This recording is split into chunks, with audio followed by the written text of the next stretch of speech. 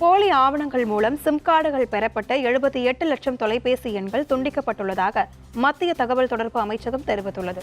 நாடாளுமன்றத்தில் மக்களவையில் போலி ஆவணங்கள் மூலம் சிம் கார்டு பெற்றது தொடர்பான விவரங்கள் குறித்து எம்பிக்கள் சிலர் எழுத்துப்பூர்வமாக கேள்வி எழுப்பியிருந்தனர்.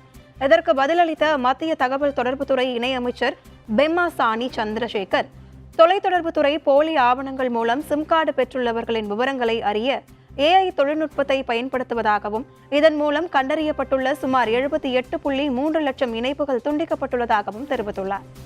தொடர்ந்து சைபர் குற்றங்களில் ஈடுபட்டதாக 6.7 லட்சம் தொலைத்தொடர்பு இணைப்புகளை தொலைத்தொடர்பு நிறுவனங்கள் துண்டித்துள்ளதாக எழுத்துப்பூர்வ விளக்கத்தில் தெரிவிக்கப்பட்டுள்ளது.